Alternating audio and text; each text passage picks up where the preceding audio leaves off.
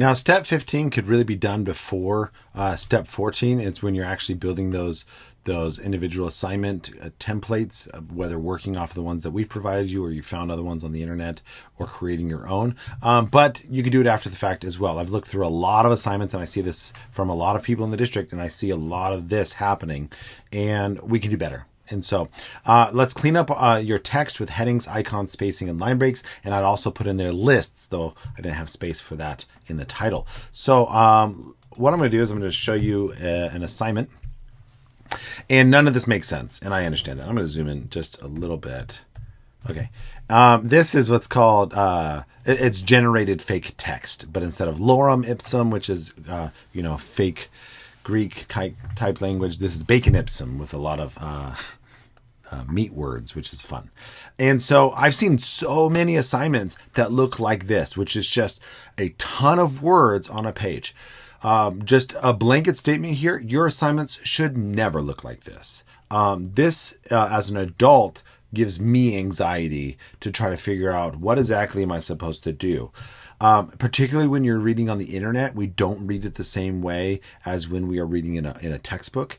But even then, if you think about how textbooks are structured, we use spacing, we use headings, we use icons, we use all these things. So I'm just going to kind of clean up this fake text a little bit just to give you an idea of what you can do. Okay. And so first off, break up your paragraphs or your big sections of writing into multiple, even if it's not grammatically correct, because we're not teaching the unless you're actually giving an exemplar paragraph, it's okay to just say, you know what, I'm just going to break this up a little bit, just to make it a little bit easier for the students to find that information that I need. Then I'm going to throw in some headings. So I'm just going to copy this first bit. Now, headings are important because screen readers, for those that are visually impaired, will rely on screen readers to actually see what is the kind of text on there. And so I don't want to go in here and say, oh, it's size 24. That's not what we're trying to do. So I'm just going to do undo. We want to actually use the built-in headings because these mean different things. And so a heading 2 means that is the main idea of the page. This title up here in the HTML, when a screen reader reads it reads it as an H1. It says it's the title of the page. And so H2 are those biggest sections. And so I'm going to do another one here. And I'm going to call that H2 as well. Okay, so these are my two big sections. And maybe this last one is my instructions or task. What are you supposed to do? You're supposed to do this. And I actually was trying to find a bad example. I didn't want to use somebody's in the district, but I was trying to find a bad example on the internet. But everything was formatted nicely, and so that's why I'm using the fake text. But so there, I've just added some headings to make it, and already you can see it's a little bit more readable. Next, what if I have actually step-by-step instructions? I want my second grader to do this, then this, then this. I need to use a list. In the same way that I have headings, I can use a list. So we're just going to say that this, here, that these are just stepped out instructions. Now, the screen reader does not know that that is a list. And even if I put in number 1, number 2, it still doesn't know it's a list. Okay. And so we need to use the built-in list function. And so all I'm going to do is I'm going to copy those step-by-step instructions. And if it's an ordered list, meaning that you're going to do things from step 1 through step 4, and the order matters, then you need to use the ordered list. So right here in the toolbar, you're going to click and you're going to choose one of the ordered lists. So that's numbers, letters, or Roman numerals. So I'm going to do numbers. Okay. And I had a little bit more selected there on accident. I'm just going to hit enter and then hit that button again. And then I can just delete that last one. Okay, so now when a screen reader reads that, it says it's an ordered list. But maybe it's not an ordered list. Maybe it's just, here's some good tips to improve your paper, but they don't matter if it's in that order or not. Use an unordered list. And like I said in another video, I like the squares more than I do the circles, but that's just me. If I have it here and I really want to draw attention to it, I can select the whole thing and I can indent it a little bit. So that's reverse indent. This is indent. Okay, again, it's now a little bit easier to read. Do I have a specific part of the task that I want to pull out for the students to pay attention to? Highlight and use a bold. Okay, using italics is okay. It actually sometimes makes it a little bit harder to read, and so use it sparingly. And usually what we say is that if you bold, don't italicize. If you italicize, don't bold. Is that there's usually not a reason to use both. Next, take it a step further, okay? Let's throw in some line breaks, okay? And so this is a big section, this is a big section, so let's show them that it's a section.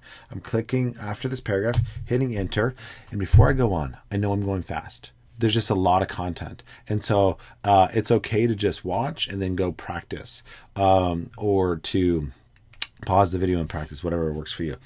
But so I've got a line in here.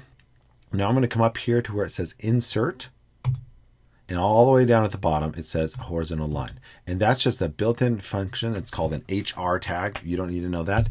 But one of those, and I can actually grab it, highlight it, and use my keyboard to Command C or Control C and select there and paste another one. And look, now I have sections. So what if this is, let's change this to synchronous. And this right here is async. Okay, and this is all supposed to be done in a day, and maybe this is a project. Okay, meaning that it's going to be a later on thing. Okay, I can give those clues. Again, what you saw on one of the other examples was I can use word clues. So we're going to read, we're going to draw, whatever. And so use those word clues, and then you can go even a step further. We've done headings. Remember, you can do subheadings as well. So let's come in here, and this is an important part. So instead of bolding it, I'm going to call it a heading 3 or a heading 4.